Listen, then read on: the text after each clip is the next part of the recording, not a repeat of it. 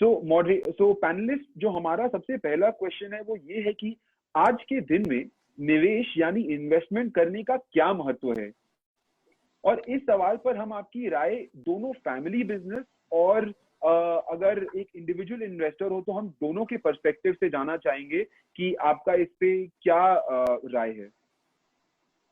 Okay, so thank you Vedant for the question and तो इतना बढ़िया इंट्रोडक्शन देता है कि मुझे लगता है हमारे आधे से ज्यादा पॉइंट तो तूने ऑलरेडी कवर कर लिए हैं, सो थोड़ा डिफिकल्ट हो जाएगा तो फिर भी कोशिश करते हैं।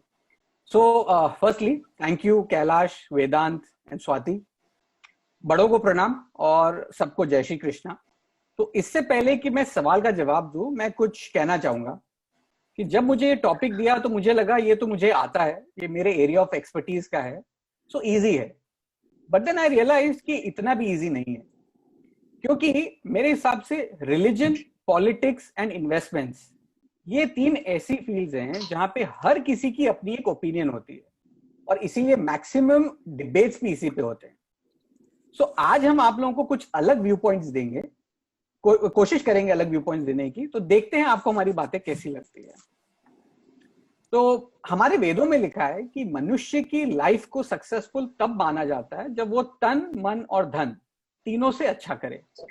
तन और मन के बारे में हमने ऑलरेडी 2 वेबिनार्स में सुना और सीखा, तो आज हम धन के बारे में कुछ बात करते हैं।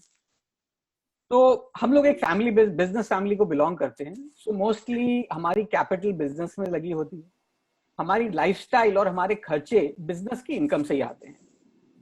अब अगर हमारी बिजनेस को कोई फर्क पड़ता है तो हमारी लाइफस्टाइल को भी फर्क पड़ता है। अब एक सेशन में सत्तू भैया ने बहुत अच्छे से कहा था सक्सेस और फेलियर की बात पे, कि आज अगर गाड़ी है लेकिन कल अगर स्कूटर पे आना पड़े तो चिंता मत करना, कोशिश करते रहो, फिर गाड़ी होगी। पर क्या हम ऐसा कुछ कर सकते हैं कि हमारे बिजनेस की सक्सेस या फेलियर से हमारी लाइफस्टाइल पे कोई फर्क ना पड़े? यही सबसे बड़ी इंपॉर्टेंस है इन्वेस्टमेंट की। तो एक डेटा बताऊंगा, एक डेटा है कि ज्यादातर बिजनेस फैमिलीज में 3 जनरेशन से आगे अपनी वेल्थ पास ऑन नहीं कर पाते। बहुत कम एग्जांपल्स हैं जहां पे ये हो पाया है, और मैंने कई लार्ज और वेल्दी फैमिलीज के साथ डील किया है। तो इन फैमिलीज में बिजनेस और वेल्थ को सेपरेटली प्लान किया जाता है। तो वेल्थ प्लानिंग में इन्वेस्टमेंट्स का सबसे बड़ा रोल है। और दूसरा ये इसलिए भी इंपॉर्टेंट है क्योंकि बिजनेसेस अब काफी अनसर्टेन हो गए हैं। आप देख ही रहे हैं, अपन ने परसों टेक्नोलॉजी के बारे में बात किया, तो टेक्नोलॉजी बिजनेसेस को काफी डिसरप्ट कर रहा है। ऑनलाइन कॉमर्स और फिजिकल कॉमर्स को इम्पैक्ट कर रहा है। कंज्यूमर आज की तारीख में सीधा मैन्युफैक्चरर से कनेक्ट हो रहा है, तो मिडिलमैन का काम कम हो रहा है। और अगर हम नेचुरल प्रॉब्लम्स की बात करें तो कोविड का एग्जाम्पल हमारे सामने है, तो किसी के कंट्रोल में नहीं है और ये भी इम्पैक्ट कर रहा है। तो ऐसे में इन्वेस्टमेंट करना और उससे एक सोर्स ऑफ इनकम बनाना बहुत जरूरी है, फैमिलीज के लिए और ये इंडिविजुअल्स के लिए भी।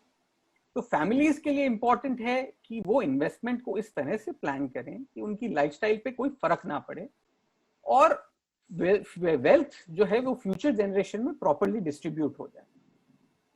तो हमने एक दिन डाइवर्सिफिकेशन पे भी बात की कि एक बिजनेस में रहना चाहिए या डाइवर्सिफाई करना चाहिए, और डाइवर्सिफिकेशन कब और कैसे करना चाहिए।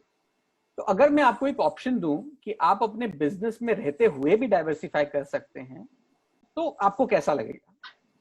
तो जैसे हमारा फैमिली बिजनेस बरसों से कोल का रहा है, और अगर कोल का कंजम्पशन कम होता है तो ऐसा कौन सा बिजनेस है जो अच्छा चलेगा? हमें ऐसे सेक्टर्स की कंपनी में इन्वेस्ट करना चाहिए। इससे ना हम केवल अपने बिजनेस की रिस्क को कम करते हैं, एक एडिशनल सोर्स ऑफ इनकम भी जनरेट करते हैं। इसलिए इन्वेस्टमेंट्स बहुत जरूरी है। एक सेइंग है कि एंटरप्रेन्योर नॉर्मली अपनी लाइफ में एक बिजनेस बिल्ड करता है, लेकिन एक इन्वेस्टर ऐसे कई एंटरप्रेन्योर्स और बिजनेसेस में इन्वेस्ट कर सकता है। तो एक एग्जांपल देता हूं कि 1993 में इंफोसिस का आईपीओ आया था। तो इंफोसिस हम सबको पता है कितनी अच्छी कंपनी है। तो अगर 1993 में किसी ने अगर लाख रुपए इंफोसिस में लगाए होते और वो शेयर्स लेके केवल छोड़ दिए होते, तो आज उसकी वैल्यू 20 करोड़ रुपए होती। 25 साल के अंदर में 20 करोड़ रुपए, 35% compounded return year on year. अब एक एग्जांपल अपने घर का भी देखते हैं। सो माहेश्वरी लॉजिस्टिक्स जो अपने घर की कंपनी है, अपन ने इसका आईपीओ 2017 में किया। तो आईपीओ का प्राइस था 68, बहुत इन्वेस्टर्स का प्यार मिला, शेयर प्राइस 200 गया, फिर 300 भी गया। अब अभी इस गिरे हुए मार्केट में प्राइस 150 रुपया है। पर यहाँ दो बातें मैं हाईलाइट करूंगा जो कि बहुत इंपॉर्टेंट हैं, और इन्वेस्टिंग के हिसाब से ही हाईलाइट कर रहा हूं मैं, कि पहला तो इन्वेस्टर्स जिन्होंने शेयर होल्ड करके रखे, उन्होंने 3 साल में अपना पैसा डबल किया, मतलब 70 से 150, और ये अपने घर की कंपनी का एग्जाम्पल दे रहा हूं मैं। दूसरा, इस दौरान कंपनी का प्रॉफिट 3 गुना हुआ है। सो कंपनी के शेयर में अभी भी इन्वेस्टर्स का बहुत इंटरेस्ट है। तो अगर लॉन्ग टर्म देखें तो बिजनेस में इतनी अपॉर्चुनिटीज है कि शायद 10 साल बाद माहेश्वरी लॉजिस्टिक्स का एग्जाम्पल दें, जैसे मैंने आज इंफोसिस का दिया है। तो मैं हमेशा लोगों को बोलता हूं, stay invested. Thanks, over. Thank you so much, Mahesh Chachu, for that very insightful answer. Next मैं इनवाइट करूंगा शेरजा चाची को कि इस क्वेश्चन पे वो अपनी भी व्यूज दें। थैंक यू वेदांत, सबको जय Shri Krishna and thank you everyone behind the webinar. हम सबको जोड़ने के लिए, हम काम करते हैं पैसे कमाने के लिए, लेकिन क्या हम जानते हैं कि हम पैसे को भी अपने लिए काम करा सकते हैं? इन्वेस्टमेंट्स की बात हो और वॉरेन बुफे का नाम ना आए, ये तो हो ही नहीं सकता। He is the 5th richest man in the world, जिन्होंने कभी कोई इन्वेस्टमेंट नहीं, बिजनेस नहीं किया, सिर्फ इन्वेस्टमेंट से ही पैसे कमाए हैं। उनका कहना है, if you don't find a way to make money while you sleep, you will be working till you die. वो अमेरिका के निवासी हैं, जहाँ क्रिसमस बड़ा त्योहार है। इस मौके पे वे अपने बच्चों को गिफ्ट के तौर पे डॉलर्स दिया करते थे, जो कि बच्चे खर्च देते थे। कुछ सालों में उन्होंने रियलाइज किया और कंपनीज के शेयर गिफ्ट करने शुरू कर दिए। ऑब्वियसली वो शेयर्स जिसके प्राइस वो सोचते थे कि ऊपर जाने वाले हैं। वो दिन है और आज का दिन है। हम समझ ही सकते हैं कि वो फैमिली कैसे रिच और रिचर होती गई। हम क्या समझते हैं? इससे हम फाइनेंशियल फ्रीडम समझते हैं, जो कि जिंदगी का बहुत ही अहम पहलू है। ये स्कूल या कॉलेज में नहीं सिखाया जाता, बट अपने जीवन के अनुभव से ही सीखना पड़ता है। फाइनेंशियल फ्रीडम का अर्थ है हम अपने पैसे से कुछ इस तरह योजना बनाएं कि हमारी पूरी जिंदगी उसकी जीवन शैली का ध्यान रख सके और हम सुकून से जीवन व्यतीत कर सके। इसी पर एक बहुत अच्छी बुक है, रिच डैड पुअर डैड, जो हमें पढ़नी चाहिए। आज के यंगस्टर्स जितनी जल्दी इस आर्थिक साक्षरता का महत्व समझ जाएंगे, उतनी ही अच्छी तरह से लाइफ एंजॉय कर पाएंगे। आगे चलकर वे अपना पैशन फॉलो कर सकेंगे और अपने सारे शौक बहुत ही इजीली कर पाएंगे। That is the importance of investment. Over to Harshita. Thank you. Thank you so much for this great initiative, Vedant and Kailash Bhaiya and all the members behind the camera. We all are together in this period because of you. So मेरी यही advice है, कल करे सो आज कर, आज करे सो अब। जितना जल्दी हो सके शुरुआत कीजिए।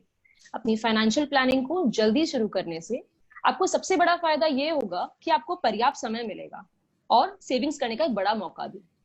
कोई फर्क नहीं पड़ता आप लोग कितना अर्न करते हैं, आपको अपनी आय का एक छोटा सा हिस्सा अपने सुरक्षित भविष्य के लिए और वेल्थ क्रिएट करने के लिए इन्वेस्ट करने के बारे में जरूर सोचना चाहिए। Start with your goals, immediate ones and long term ones. एक फाइनेंशियल प्लान बनाइए, उसे फॉलो कीजिए and the most important, spend less, invest more. Mahesh भाई ने जिक्र किया कंपाउंडिंग का। Albert Einstein has said compounding is the 8th wonder of the world.